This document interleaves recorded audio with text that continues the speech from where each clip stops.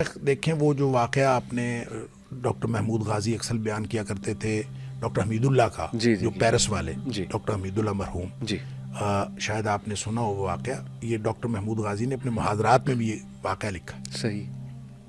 وہ کہتے ہیں ڈاکٹر حمید اللہ چونکہ فرانس میں تھے، اور وہ کہتے ہیں میں فرانس میں جتنا عرصہ رہا اوسطاً 2 لوگ روزانہ مسلمان ہوتے رہے.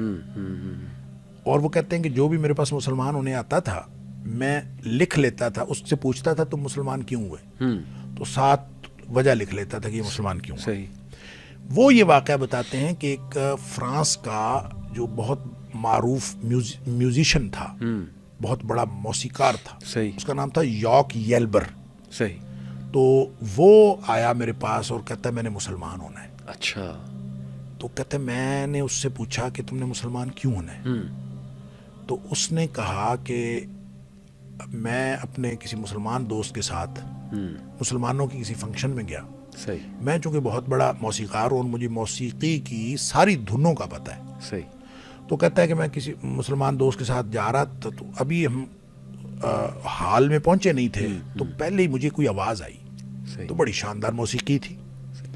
تو میں نے اپنے دوست سے پوچھا یہ کون سی موسیقی ہے؟ اس نے کہا یہ موسیقی نہیں ہے، تو قرآن کی تلاوت ہو رہی ہے. کہتا ہم اندر گئے تو وہ تو جناب، وہ کہتا ہے میں تو حیران رہ گیا کہ کیا شاندار موسیقی تھی.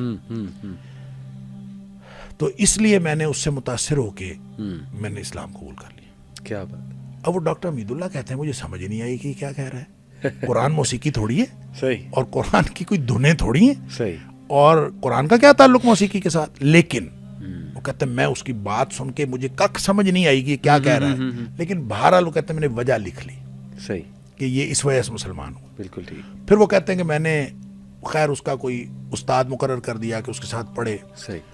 تو کچھ عرصے بعد کہتا ہے کہ اس کے استاد کا فون آیا، نہیں پہلے اس کا فون آیا، موسیقار کا، یاک ییلبر کا.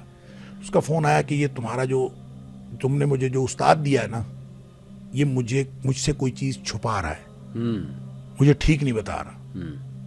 تو وہ کہتے ہیں میں حیران ہوا، کیا اس سے پوچھا؟ وہ کہتا ہے جی یہ نا میں نے اس کو پڑھایا ہے، یہ اذا جاء نصر اللہ والفتح ورأیت الناس يدخلون فی دین اللہ افواجا فسبح بحمد ربک. میں نے اس کو پڑھایا ہے. تو یہ کہتا ہے کہ یہ جو افواجا ہے اور فسبح ہے، اس کے درمیان میں کوئی لفظ ہے، وہ بتاؤ کیا ہے. اچھا. تو وہ استاد کہتا ہے میں اس کا کیا کروں؟ یہ کہتا ہے اس میں لفظ ہے. میں کہتا ہوں لفظ کوئی نہیں ہے. اب یہ جھگڑا تھا، دونوں آ گئے میرے پاس. اور ڈاکٹر حمید اللہ کہتے ہیں میں حیران بھئی میں اس کا کیا کروں. وہ کہتا ہے کہ میں نے قرآن کو شروع سے پڑھا ہے، ہر قرآن کی ہر آیت اور ہر لفظ میرے ان اصولوں پر پورا اتر رہا ہے. اچھا.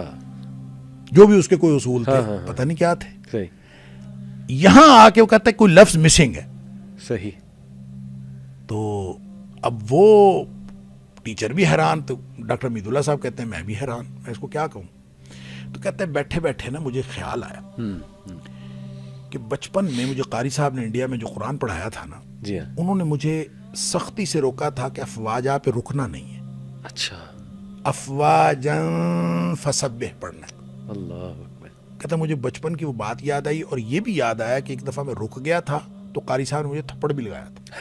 صحیح. کہ تم رکے کیوں. صحیح.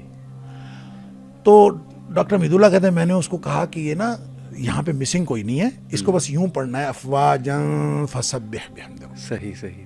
تو کہتے ہیں میں نے یہ کہا تو وہ اٹھ کے ناچنے لگا. اللہ. اس کے ناچنے لگا، کہتا ہے اب ٹھیک ہے، یہ اب ٹھیک ہے.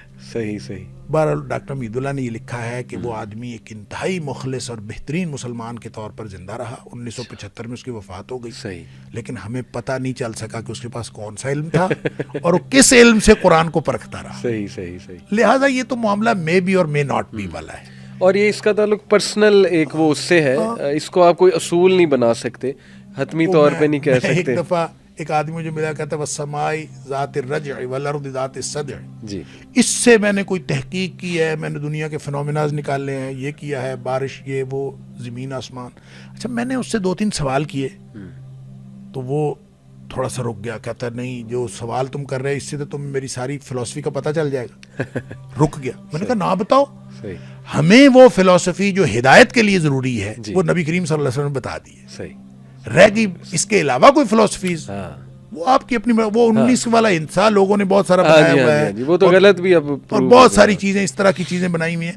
تو میرا خیال یہ ہے کہ اس طرح کی باتوں کو ہم کبھی بھی قرآن کی ہدایت کے ساتھ منسلک نہیں کر سکتے. بالکل ٹھیک. اور یہ ایک دوسرا یہ کہ یہ نا اگر تو اپولوجیٹک اپروچ ہے نا آپ کی کہ آپ سائنس کو سپیریئر سمجھتے ہوئے قرآن کو پرکھ رہے ہیں، تو یہ تو بہت ہی غلط اپروچ، اور بہت سے لوگوں کی یہ ہے جو اپولوجسٹ جنہیں ہم کہتے ہیں، جو نا بس اس چیز سے متاثر ہو کے قرآن کو بھی اسی پیمانے پہ پرکھنا چاہتے ہیں.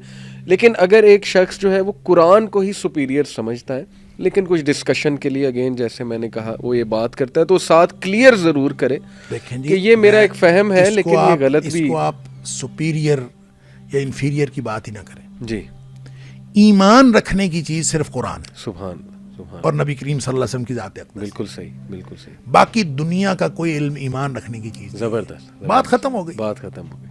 وہ اس پر ایمان رکھیں. بالکل ٹھیک، باقی چیزیں ہو بھی سکتی ہیں، نہیں بھی ہو سکتی. صحیح، وہ علوم و فنون ہیں، اس کے اندر آپ تحقیقات بھی کریں، آگے سے آگے جائیں، زبردست. جو اس ایمان کے مطابق ہو اس کو مان لیں، جو اس کے خلاف ہو اس کو چھوڑ دیں. بالکل ٹھیک. اور جو کہیں اس کو نہ ذکر ہو اس کا تو اس کے بارے میں آپ اپنا کوئی بھی نقطہ نظر رکھ سکتے ہیں. زبردست زبردست.